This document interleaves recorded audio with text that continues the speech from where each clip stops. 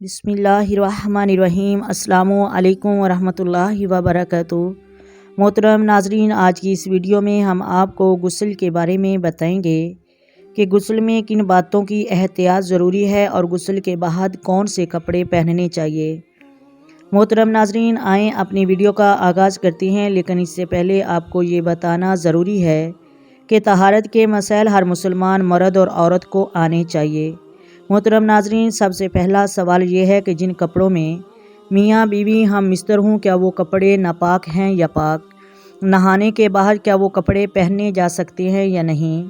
محترم ناظرین، اس کا جواب یہ ہے کہ دیکھیں، آپ نے وہ جو کپڑے نہانے کے بعد پہنے ہیں، ان پہ کسی قسم کی نجاست تو نہیں لگی، تو محترم ناظرین وہ کپڑے پہنے جا سکتے ہیں۔ اگر ان پر کسی قسم کی نجاست لگی ہے تو آپ وہ کپڑے نہیں پہن سکتے، بلکہ جس جگہ پر کپڑوں پر نجاست لگی ہے اس کو دھونا آپ کے لیے ضروری ہوگا۔ محترم ناظرین، دھونے کا طریقہ یہ ہے کہ آپ نے ان کپڑوں کو پہلے نجاست سے پاک کر کے پھر کپڑے دھونے والے ٹب میں ڈال کر بھگو کے رکھنا ہے، یہاں تک کہ پانی ٹب سے باہر بہنا شروع ہو جائے۔ پھر آپ نے اس کپڑوں کو نکالنا ہے، زور سے نچوڑنا ہے، اس میں ایک قطرہ بھی پانی کا نہ رہے۔ پھر اس کو دوبارہ پانی میں ڈال کر اسی طرح دبا کے رکھنا ہے جس طرح پہلے کہا تھا۔ ٹب سے پانی خود بخود باہر آنا شروع ہو جائے، یعنی بہنا شروع ہو جائے۔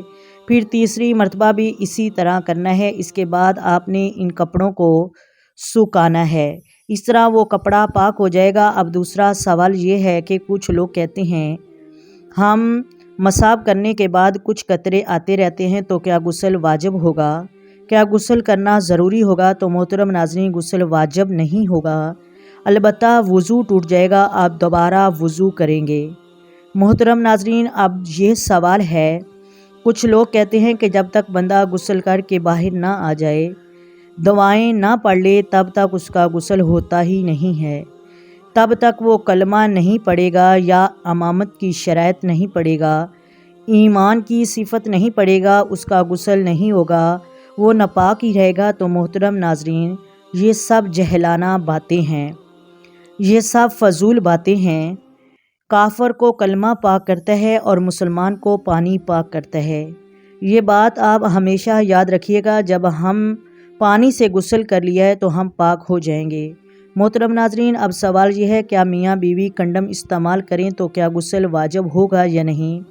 تو اس کے بارے میں سنن ابن داؤد میں حضرت عائشہ صدیقہ رضی اللہ تعالی عنہا سے روایت ہے، آپ فرماتی ہیں کہ جب دو شرمگاہ مل جائیں غسل واجب ہو جائے گا، چاہے انزال ہو یا نہ ہو۔ تو محترم ناظرین، چاہے وہ کنڈم استعمال کریں یا نہیں، ان پر غسل واجب ہوگا۔ اب سوال یہ ہے، کیا میاں بیوی آپس میں اکٹھے بیٹھ گئے ہیں یا آپس میں ٹچ ہو گئے ہیں، انہوں نے کپڑے پہنے ہوئے تھے، کیا غسل واجب ہوگا یا نہیں؟ تو محترم ناظرین، اس کے بارے میں بیان کیا جاتا ہے اس طرح کہ واجب نہیں ہوگا۔ محترم ناظرین، اب سوال یہ ہے کہ اگر کوئی سو رہا ہے، اس کے سونے سے اسے احتلام ہو گیا، اسے یاد نہیں، تو کیا اس پر غسل واجب ہوگا یا نہیں؟ تو محترم ناظرین، اس پر غسل واجب ہوگا، اسے چاہیے کہ وہ اٹھ کر غسل کرے۔ محترم ناظرین، آج کی ویڈیو غسل کے بارے میں تھی، غسل میں کن چیزوں کی احتیاط ضروری ہے۔ تو محترم ناظرین، آپ کو اس ویڈیو میں یہ بھی بتایا کہ کن چیزوں سے غسل واجب ہوتا ہے اور کس طرح نہیں ہوتا۔ محترم ناظرین، ویڈیو اگر اچھی لگے تو لائک کریں، شیئر کریں۔ آئے مل کر آقا دو عالم نور مجسم سرور کائنات صلی اللہ علیہ وآلہ وسلم کی ذات پر درود و سلام پڑھیں۔